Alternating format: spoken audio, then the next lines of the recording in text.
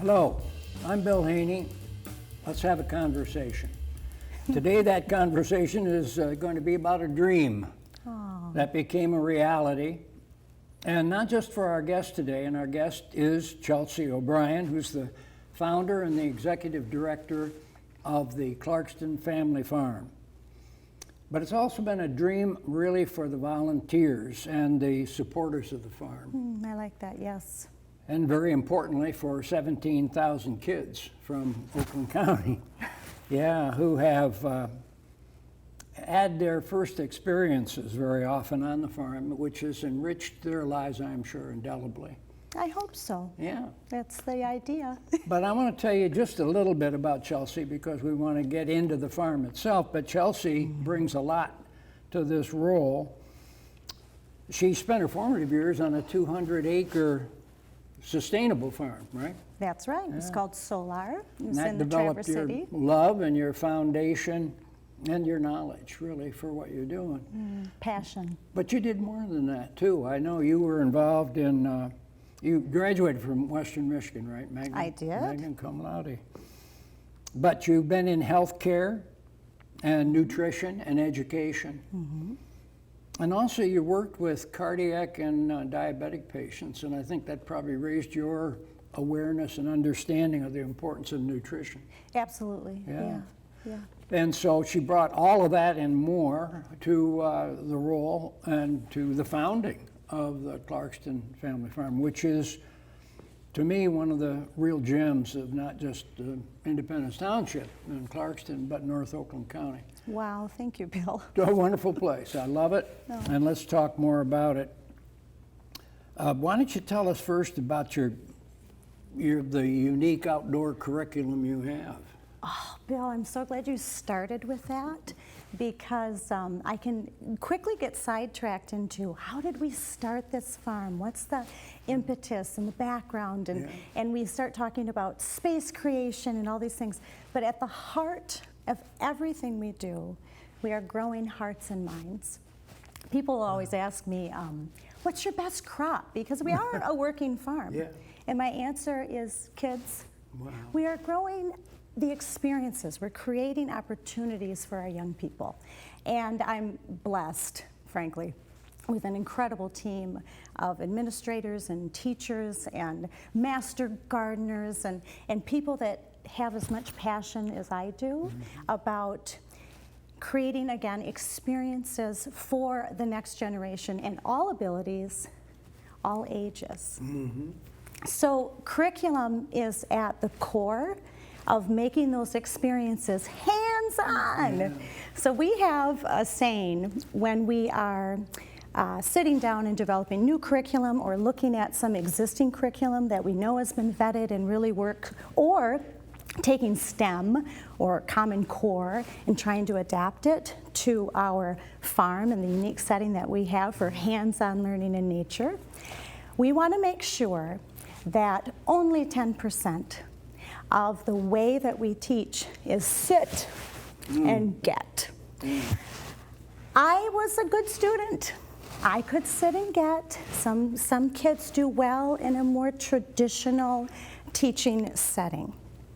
But most people don't really want to sit and listen to somebody talk. I don't really want to sit and listen to somebody talk. So less than 10% of whatever curriculum we develop is sit and get. 20% is what I like to call turn and talk. Tell me, learner that's here at the farm, what are your personal connections to whatever activity we're doing, whether it's exploring the wetlands or the farming or composting. Turn and talk. Turn to your neighbor, share your experiences. What are your personal connections? 20% is a good, I think, percentage of allowing the kids to share their own experiences and to get to know each other a little bit. 70% of everything we do, and this again is our overarching principle to developing curriculum, improving curriculum. Move and do, Bill. I like to move, kids like to move. Everybody needs to be in it. I remember as a young person going on these field trips, and we would sit and get, and then we would observe. And I love museums, and I love nature centers, and there's a lot of wonderful hands-on experiences that we're developing there, and I'm seeing that move in the direction. I'm going to age myself a little bit, but when I was growing up, you would go on a tour, and you would listen to someone else talk, and you would watch them do what you wanted to do. They would be making the cider, or they would be planting or harvesting or cooking. Well, you asked me about that, and I told you my own little story, Yeah. which I had no idea would play right into your hands. Play away. Yeah, which was that my first experience, which I think caused me to go into decades of growing food, growing vegetables and fruit, was when I was 7 or 8 years old. Yeah. And I would take out the ashes for my neighbor who was disabled and make an ash pile in the back of his yard and throw out the materials that from his cooking, you know, his leftover leaves and Table anything scraps. and compost it, which I didn't even know what that was. But one day this little plant grew, and lo and behold, you know, it was a tomato plant. Yeah. And he taught me about it and said, take care of that thing. Don't let the dogs run over and knock it down. And in August, we went out and harvested our first tomato. Cut it right there and put a little salt on it. Yeah. And it was the best tomato I've ever had. But that got me going because from one little tiny seed, here we had all these nutritious tomatoes. And So Bill, that's the hook, right? Those personal experiences, and if you're growing food, harvesting food, and eating that beautiful, nutrient-dense and delicious, you know, tomato, we've got kids for the rest of their life. So, you know, going back to your original question, tell us about the curriculum. We have so much unique hands-on nature-based curriculum that supports next generation science. The rigor in the classroom, we provide the relevance to that rigor outside in a natural setting. Just like as an overview, we have our Camp Wild program, and that was something that I was doing back in Ferndale when my kids were little, and we were working in the Ferndale Public Schools in outdoor education, and we work with 5 different ecosystems. Why? Because it's tying right into what they're learning about in their science curriculum. And we're doing it in a way that's fun. My first rule at the farm, have fun. yeah. But 70% move and do. The kids that come to our farm, whether they're coming for a field trip, which we call learning adventures, whether they're coming for a large group community event like our Monarch Butterfly Festival, maybe it's a smaller workshop, maybe it's some of our classes that we offer on composting and such, maybe it's a garden club. We have a spring, summer, and fall garden club.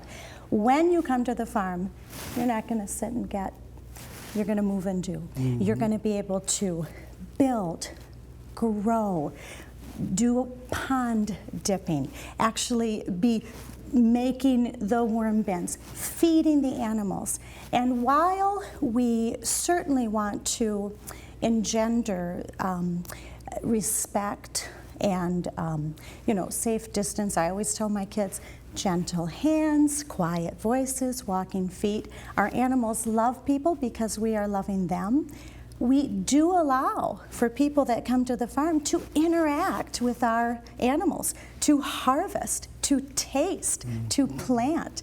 We want our farm to be inviting, safe, but experiential. Hands-on is everything for me. Do the participants then get to sample the fruits of their labor? Absolutely, absolutely. You know, we talk about farm to table. Better is seed to table, right? So our garden club program would be a great example of that, because while it's not like a 2-hour field trip or 2-hour learning adventure, they get to come over a period of many weeks, right? And often my garden club friends will start in the spring, go through the summer, and then do a fall program so they get the full seasonal appreciation for what we can grow. But yeah, we'll start with planting seeds. We like things like radish and lettuces because they grow quickly, they're very easy to grow, get your most bang for your buck. But absolutely, I think having that experience like you had, Bill, taking that tomato off the vine, cutting it yourself, the way it smells, the way it feels in your hand, you put that salt on there, you take that bite and you think, I had a part in this. Well, you know, miracle. I went even further with that. I dried the seeds and then seed planted the saving. next year. And I did the same with corn for Yeah, many years sure. until I finally understood that the deer and the rabbits and the raccoons and the groundhogs are smarter than I am. Well, they're also, what do we say, resilient and gritty. We always talk about working with our students, and we're like, we want to develop students that are passionate about what they do, and we want to develop, you know, resilience and perseverance and grit. Look in the natural world. Yeah, those groundhogs, they just keep coming. Yeah, they do. Yeah, they're the gift that keeps on giving. So yeah. you know what you do, Bill, and we struggle with this. You know, we're an organic farm. We use sustainable practices. That's very important to us. It's part of our mission. Educate and inspire the next generation about healthy food, the value of nature, and sustainability, all within the context of a positive community gathering space. That's our official mission that we always go back to. And I think about that often when I'm tempted to round up all these weeds that are just taking so much time to, you know, address, or gosh, do we use the kill traps on these groundhogs? They're eating everything. You know, you get really frustrated, of course. You just have to plant more. And you have to understand that when you are farming within the context of a larger ecosystem. And figure out ways to either plant more or create more diversity. There's some wonderful lessons that we can learn from our ancestors. There's a Three Sisters garden at our farm, and it's corn and beans and squash. We actually did a little research, and there was a fourth sister, which was the sunflower, which is our logo, which I thought was kind of cool. And what they have done is they've allowed these plants, just like people, to work in synergy with one another to create the best outcomes for all the plants involved. Well, our farm is embedded in a larger ecosystem, and it does have raccoons and possums and groundhogs and deer, and there are ways to mitigate the damage that those heavy browsers can do, and we need to do that in order to have some success. But remember, we are growing hearts and minds. Our best crop is kids. So we're looking at finding ways to educate them about how the groundhog might be a part of this ecosystem. What can we do to mitigate that damage, but to also learn about how that particular animal is part of this web of life. Curriculum. Our 5th grade curriculum we developed with a wonderful administrator. His name is Bob Brazier, and he's the Science and Social Studies coordinator for all the elementary schools here in Clarkston. And along with Bob and some other teachers in the area and our wonderful curriculum advisor, we developed, like I say, these learning adventures that tie right in to next gen science. 5th grade, all the 5th graders come to our farm in Clarkston, all the 5th graders in Clarkston. The 5th grade curriculum we call Big Ideas in the Web of Life. And we really focus on that idea of this larger ecosystem. And there's all these hands-on learning activities that we can do in nature that help to support that. Now, Not that I love groundhogs, by the way, though. They're not my favorite, but they are a part of this wider web of life. And it's so important to step back and to look at how we can improve, you know, the environmental quality of the space that we're at. You know, what are we doing, you know, in agriculture?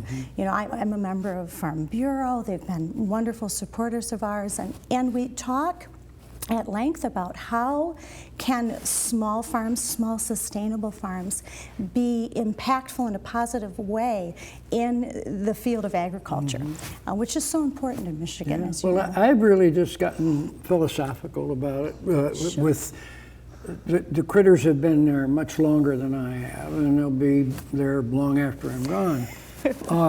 So, yeah, they're going to get important, just as the less desirable birds, say, than the orioles and the other ones that we love, the red-headed woodpeckers and those. But the sparrows and the starlings are going to get the grape jelly and the oranges, you know, that the people who love orioles put up. You just have to live with that. Sure, sure. Yeah. So, but do you end up with enough produce that your wonderful little store, which I Our love, sunflower market and gathering well, place. I got some real fresh strawberries there a week ago. Yeah. That was my dinner. When you compare it with the California imports that are kind of like pinkish red balsa wood, nutrition-wise. Sure. And they're covered in pesticides. Yeah. Because you got to ship them all the way over. Yeah, well, and they grow these for appearance and for size and for shelf life and Shelf stuff. life. But there's nothing like a Michigan strawberry or Michigan peaches, for that matter. We have a lot of good stuff here. We sure do. And I know you in the greenhouse had some of it. It looked like you had a pretty good crop of beans growing. Yeah, we have burgundy beans, we've got our bush beans. We try to grow with our kids things that you might not normally find at the grocery store. And that's one of the hooks, like you were saying about the tomato. I said, oh, you know, that's what I know I'm going to fire these kids up about growing, because they're going to be able to do the rainbow carrots, which you might not necessarily see. So we do grow a wide variety of crops that are a little more unique, and of course we like our heirloom varieties for obvious reasons. Your question was, do we grow enough to share with the community? The answer is yes. We survived COVID. Yay! The farm is still here after what was a very challenging year. Think about our mission: community gathering, educating kids. We're all about connecting with each other and programming, and none of that happened. Oh, Bill. That was tough. It was tough. And resilience, amazing community, incredible advisory board. I have a really wonderful team of professionals that are innovators. And, you know, April last year, kind of sat together and we said, okay, we are an essential business. We're a working farm, we have a little market. We can't do these other things, but we can feed people, and we can do it really well, because who are we connecting with, and who have we worked side by side with since we started the farm back in January of 2017?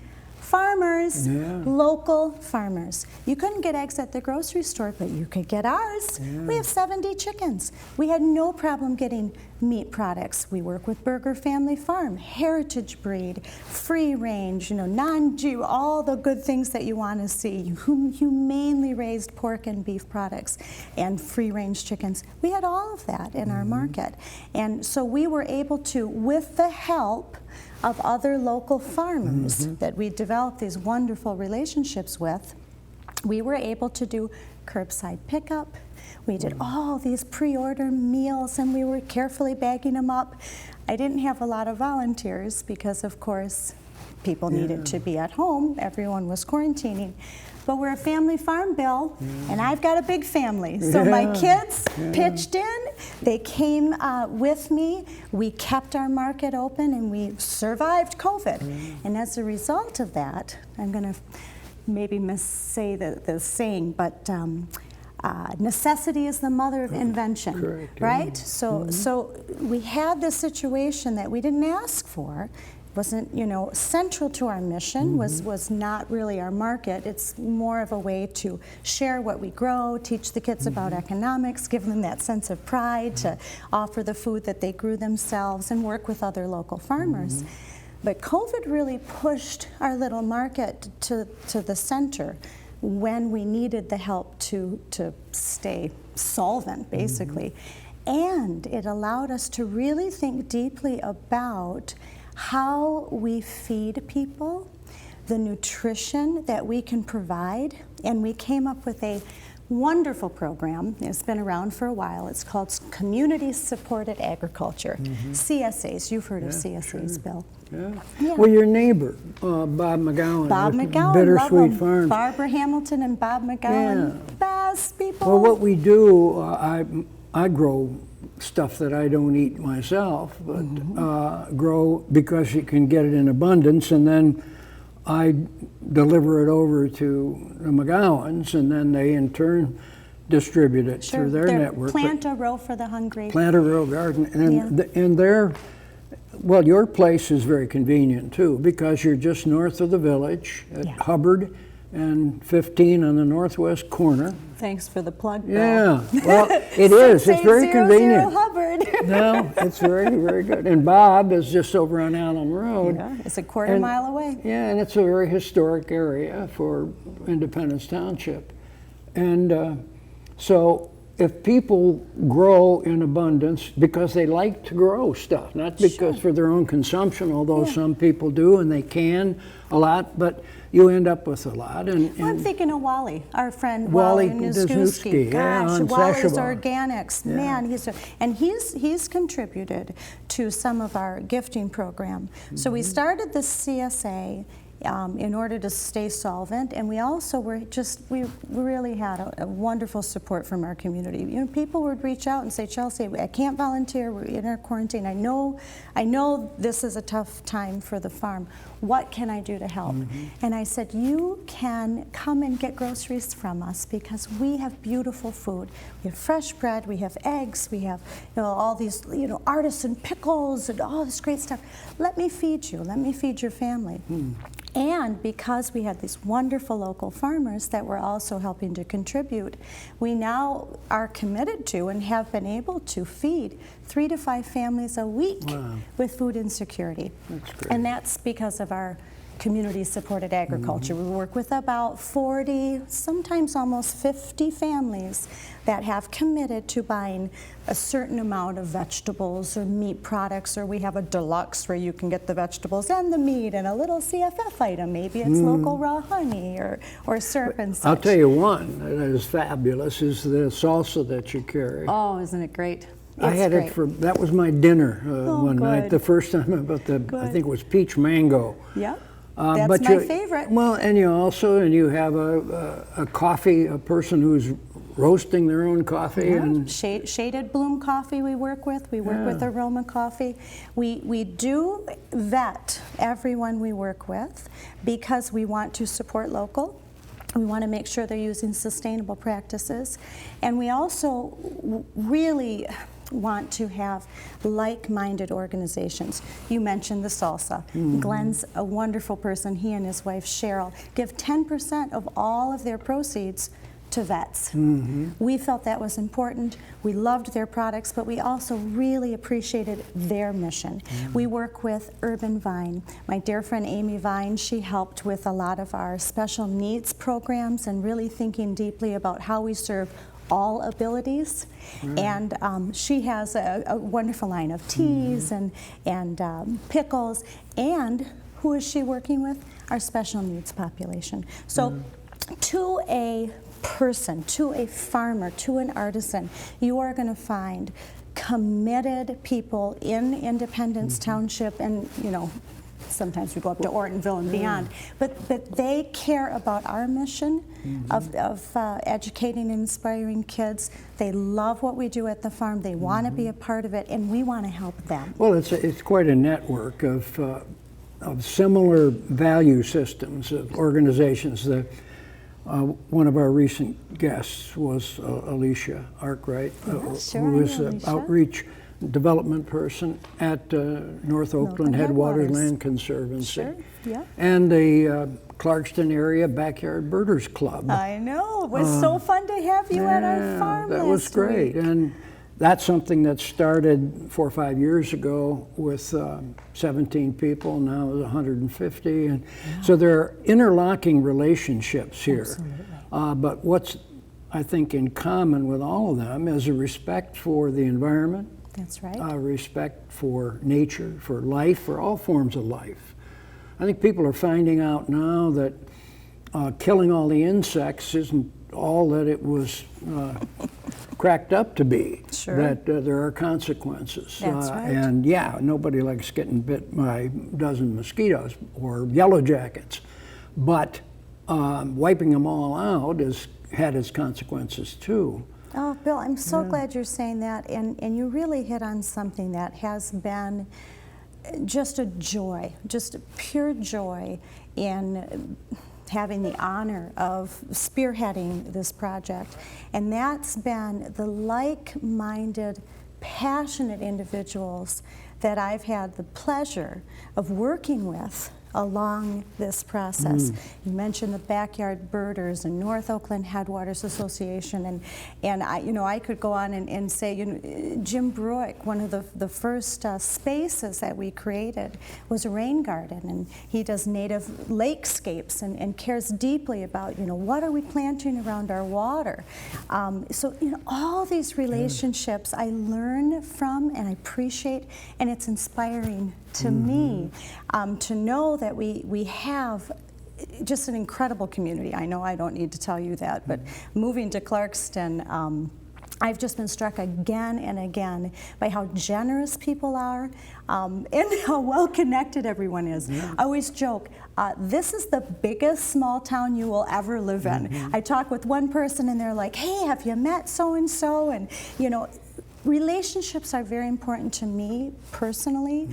And I definitely have found a home here in Clarkston. Well, it's a vibrant community, which for a gardener, there's a difference between a tomato plant that's just struggling to get by, and you mentioned Wally, who got me started many years ago, connecting with folks in Clarkston with his organic produce out on Sashabo Road.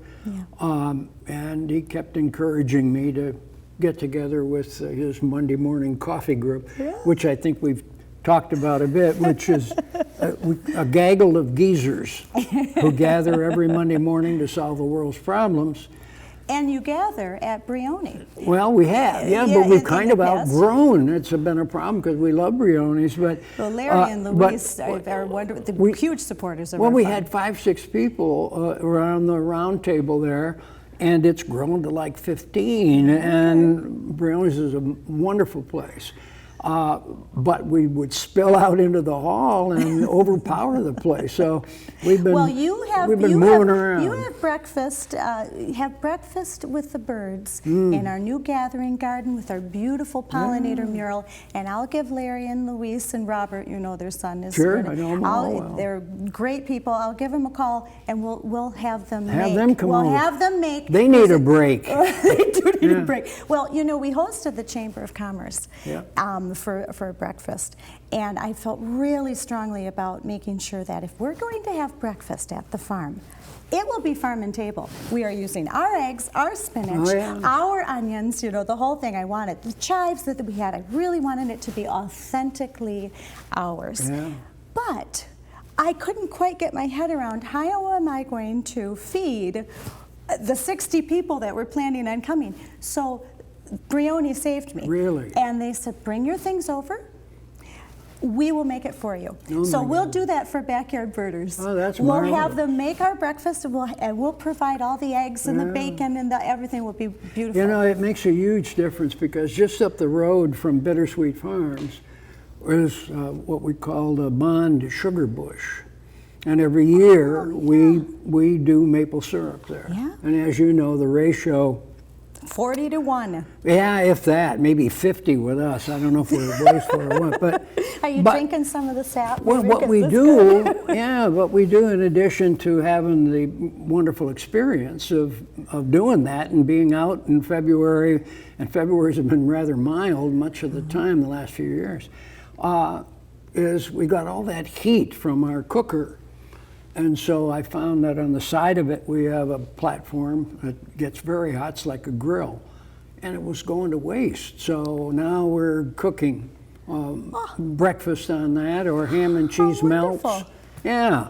And so I think there's a lot of... Isn't that satisfying, though? Well, it is. It's so satisfying. And maybe because I was that kid that grew up on a farm, and I was the kid that was building the forts and finding the wild onions, there's something about like you said, it's a little bit of like a magic. It's a little mini miracle. Look at these wild strawberries. Look at this gift. My kids from still our talk world. about the wild strawberries that they would find out. In fact, one of our neighbors, a woman that sold 55 acres to us so we could do our golf course project. And she said these strawberries were about as big as a nickel, maybe. Yeah, you thought But she, size. and then there were, others that would be much larger. And she said, Bill, there's only so much nutrition and flavor in a strawberry, no matter what size of it, no matter how big it is. It's the same as the little one. And that's why the little ones taste so sweet. Aw, I'm going to tell my Yeah. husband that. So I'm only 5 feet tall. I said I'm fun-sized. I'm like a strawberry. I'm There you go. concentrated. Yeah. Yes. All that energy is concentrated. Well, and just like my kids and now my grandkids remember these moments. I've got one granddaughter that loves to go out with me to dig potatoes in October, November, the ones that we didn't get. It's like gold nuggets. It's like found gold. It's like found In fact, gold. one of them is Yukon gold. We do potatoes every year, and that is exactly why. There's nothing like seeing the expression on a young person's face or someone that is not so young, that's never had this experience.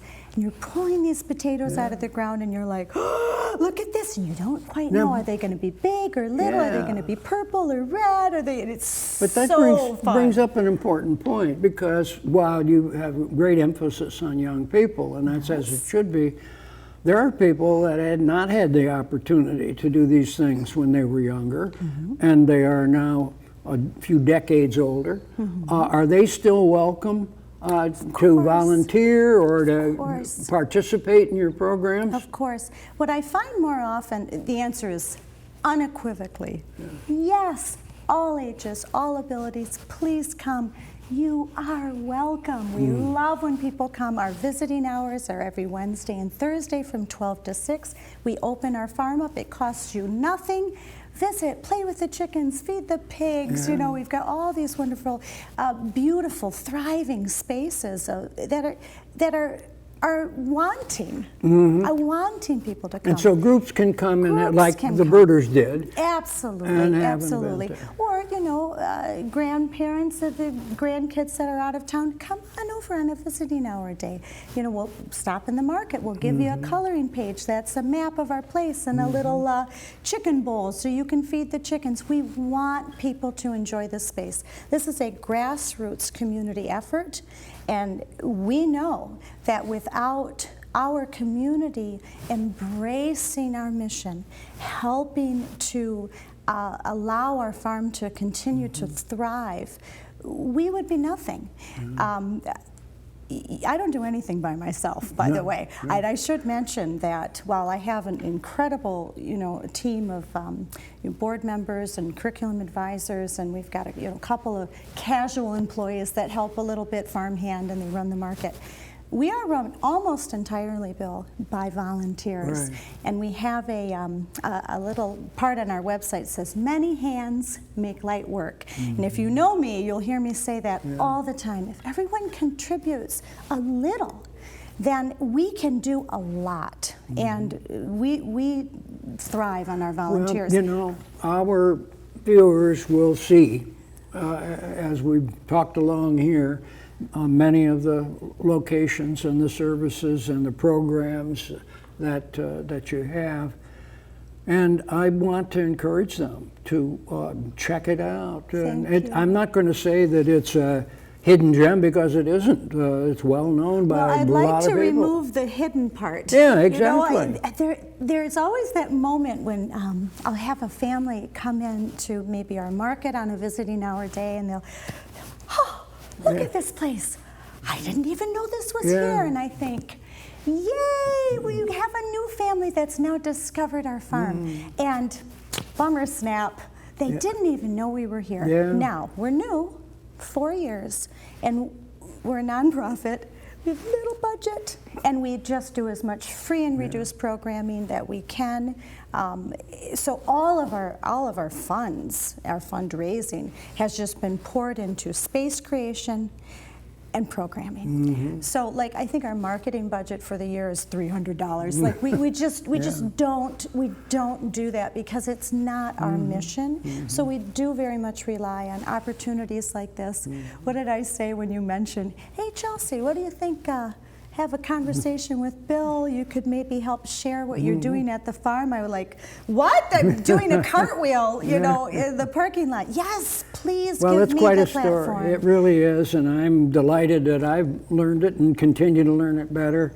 And I hope that our viewers will take this invitation to check it out, Check it because out. it is a marvelous resource Thank you, and a very Bill. necessary one. So I want to thank Chelsea.